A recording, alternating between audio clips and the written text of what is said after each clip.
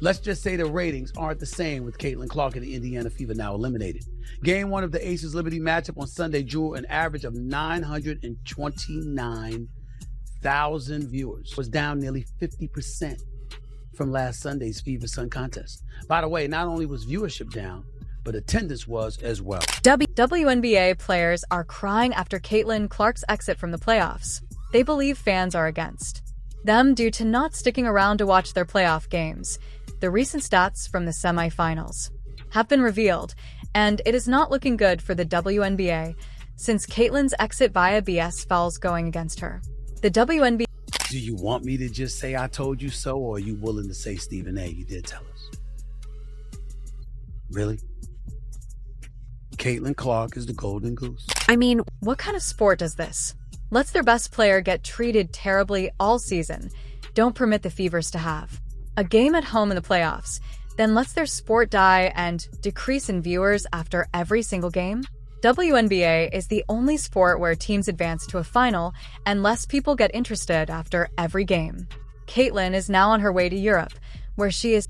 There could be a team overseas who would love to snatch Caitlin Clark away from us and give her a crazy offer. I mean, Ice Cube was about to give her $5 million to play in less than 10 games in the Big Three. I mean, who would blame Caitlin if she made a move?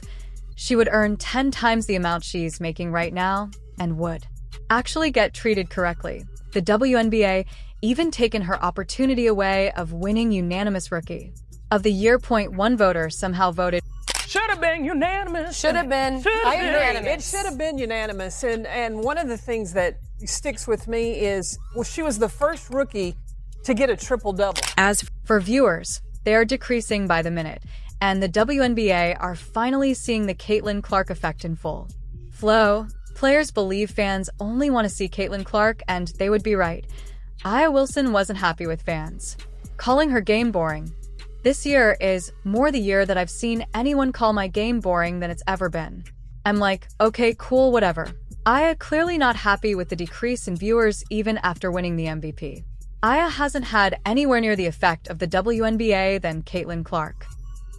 A'ja Wilson, 28 years old, 1,000 points in the regular season. Why is that not the biggest story out at the moment? And why are we talking about Caitlin Clark? Why exactly? Why when A'ja was releasing the shoe were we talking about Caitlin Clark? The attitude of Caitlin Clark's absence from the WNBA playoffs extends far beyond the raw numbers of viewership. That IT exposes a deeper issue within the league, the fragility of its audience base, and how much it had come to depend on a single player to keep its newfound momentum alive. Caitlin Clark was the lightning rod that drew attention, not just to her own team, but to the league as a whole. When the Indiana Fever lost to the Connecticut Sun and Caitlin Clark's rookie season came to an end, the immediate drop in viewership was staggering. But more than that, it highlighted an uncomfortable truth about the WNBA. Without its biggest star, the league struggles to keep people watching. For the 2023 season, the WNBA had grown by 40% viewership from 2022 to 2023. But with Caitlin Clark's arrival, it's grown by 400% viewership. What that means is if the WNBA were continue to grow at the rate it grew from 22 to 23, it would take until 2028 to do what Caitlin Clark did this year. Viewership dropped by more than half after Clark was knocked out of the playoffs, a clear indication that her presence was driving a large portion of the league's audience. This isn't something that can be ignored or dismissed as a fluke. The WNBA has relied heavily on Caitlin Clark's star power to bring in viewers, and without her, the league has been exposed for its inability to retain that audience. Ever since, Angel Reese had that injury to me, and also coming off of Olympic break, Caitlin Clark separated herself. Yeah. She should have been unanimous. Now to celebrate her, one thing that people forget is as a rookie, she was the most blitzed player in the WNBA, and she still put up 19, 5, and 8 assists. This decline in viewership is a wake-up call for the WNBA. For years, the league has struggled with low ratings and attendance. But Caitlin Clark's breakout season seemed to offer a glimmer of hope.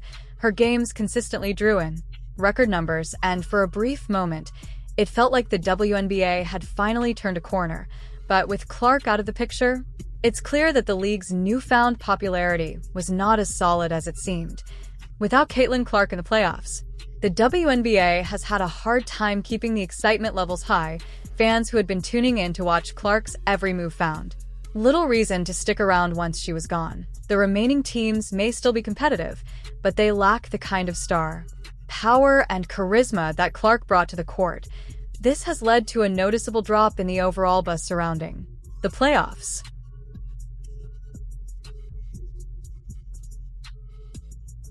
There was a Jordan effect on the NBA and the game of basketball. I would argue at one point early on there was a Steph Curry effect on the NBA and on basketball also. You bet your ass there is a Caitlin Clark effect on all of basketball, and especially on women's basketball. One of the most troubling aspects of Caitlin Clark's exit from the playoffs is the way it happened. Throughout the season, Clark was repeatedly fouled and subjected to physical play that went largely unpunished. The WNBA, for all its praise of Clark's talents, failed to protect her in the way that a player of her caliber deserves. This wasn't just a matter of a few missed calls, it was a consistent pattern. We don't want fans that are going to degrade us and call us names. I mean, we already see what's happening in the world. Something needs to be done, whether it's, them checking their fans or this league checking. The series against the Connecticut Sun was a prime example of this.